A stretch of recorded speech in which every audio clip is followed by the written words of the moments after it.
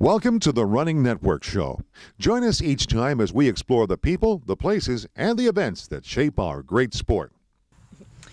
We are in beautiful Little Compton, Rhode Island, at the home of Nancy Clark. And Nancy is the sports nutritionist we've all heard about. And she's about ready to publish the 5th edition of The Athlete's Kitchen. Well, actually, there's a section of it called The Athlete's Kitchen, but it's my Sports Nutrition Guidebook. So it's Nancy Clark's Sports Nutrition Guidebook, and yes, it is the 5th edition. 5 editions. How did you get started writing books about sports and nutrition?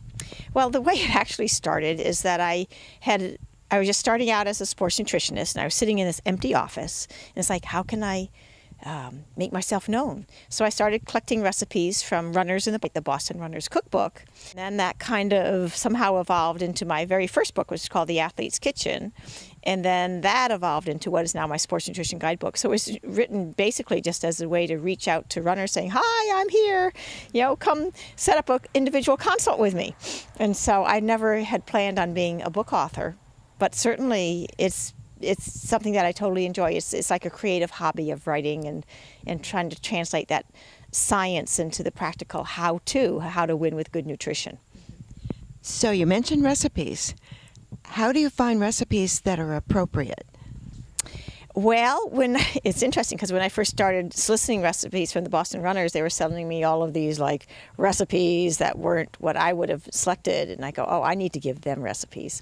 So in this day and age, I can send out an email to other dietitians and say, hey, what are your favorite recipes? Mm-hmm. And so that it's very easy to get them, and a lot of them are family favorites, and I have a very discriminating test kitchen in my kitchen with my family, and they let me know what's good and what's not. Kids especially, right? Yeah, kids especially. So if it doesn't pass through them, then it doesn't get very far. Well, you've also done a special one that's the food guide for marathoners. Why would that be different from regular sports nutrition?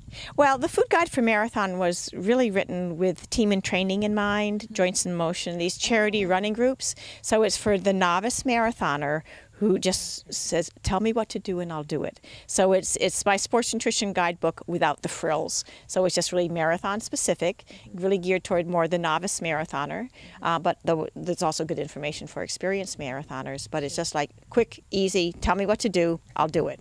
A little bit more than what should I eat on marathon morning. Yeah, but any of my books have day-to-day eating on the run, managing the American food supply, how do you know if you're eating a well-balanced diet? They have a section on that. All of my books have a section on sports nutrition, fueling up, fueling during, refueling. And then there's this very strong section on weight and how to lose weight and still have energy to exercise in all of my books. And then my Sports Nutrition Guidebook has quite a few recipes in it, so that it hits the topics that people want to know, and I get a lot of great feedback from it. Let's back up a little bit. Nutrition makes sense. Sports makes sense. How did you put the two together, and why is that your career? Well, I was doing nutrition education, and I was giving these workshops to coaches. At the same time, I was also a member of the Greater Boston Track Club and doing some running. And so I need to put this together, how nutrition and sports combine. And so that I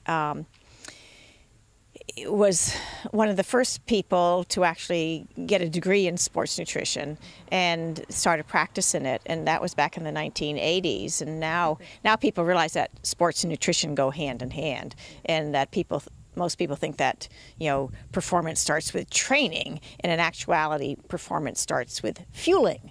And so I keep reminding people that if they don't have their fueling down, no amount of training is going to compensate for a lousy diet. That's so true. And to that end, you've had some pretty interesting clients among the Boston sports teams.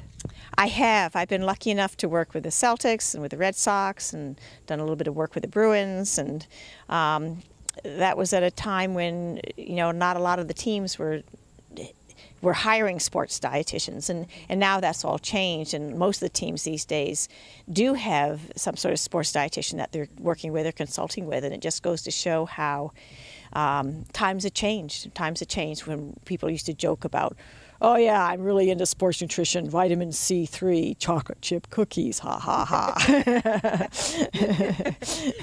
Well, you talk about change, and there's so many different kinds of changes, but you've had a column for many years, and my favorite one is always the one that you write after a big conference you come back from, and you have so many new ideas you have to put them all in one column. Oh, I'm glad to know that you like that, because I write these things up and I think, oh, this is really interesting, and it's nice to know that other people think that too. Yeah, but I get a lot of the up-and-coming sports nutrition information from the American College of Sports Medicine. And that's where a lot of the new research is presented. And then again, my job is to translate it from research into practice. So what does this mean for the runner? And it's that translation that makes the difference.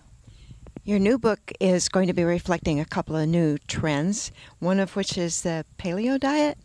Yeah, I'm seeing more and more people these days that are staying away from bread and grains and lentils and dairy and all these really good sports foods. And it's fine if you want to not eat those, but you still need a certain amount of vitamins and minerals and protein and carbohydrates. And so there are many ways to get those, but sometimes people just eliminate groups of foods and they don't replace it with anything else. So I also look at sustainability. And when people go on the paleo diet, like, do you never really want to eat a piece of birthday cake again in your whole life?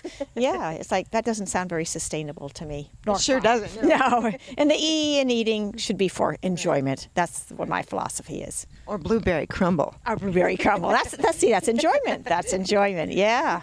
It sure is. Well, I think maybe one last question, and that is, you're on a Wheaties box. How did that happen? Well, sometimes it helps to know the right people in the right time. And a good friend of mine was working for Wheaties, and they were starting a nutrition education campaign, so that I was lucky enough to be the recipient of that phone call of, would you like to be on the back of the Wheaties box, not the front of the Wheaties box? There's a big difference. I don't know. I think most people who read cereal boxes at the breakfast table read the back too. So you're on with Tom Pappas and Bobby Kersey and Pedro Martinez. Now that's a pretty good crew to be on the Wheaties box with. Yeah, I was lucky. I was on quite a few Wheaties boxes, and I thought it was just going to be one or two, but actually there was a whole series that it went with. So that was one of the highlights of my career, I must say. What a great way to get sports nutrition out to regular folks like us. Precisely. It's the masses, and that's where we have to be thankful to industry that is willing to do some nutrition education, even though sometimes it has its biases, but sometimes it helps to get the word out that food works and it really matters what you eat. So eat your Wheaties. Eat our Wheaties. So Nancy, one of the ways we know about the Little Compton Road Race is because you're wearing a T-shirt from the 2012 edition, the 32nd. So you've run many road races and many marathons. Tell us about how running fits into your life as an athlete. Well, running fits in as enjoyment. It's also a way to exercise my dog, so it's practical. But it's also social. I run with my friends, and that's what keeps the legs going when you're running with your buddies, and you have a good time and you solve the world's problems and you stay fit and healthy at the same time. So it serves many different purposes: exercise, social, exercising the dog, stress relief, and that's how exercise becomes sustainable, when it has purpose and meaning. And when it's fun.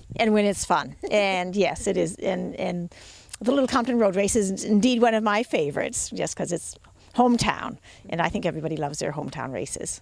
We sure do.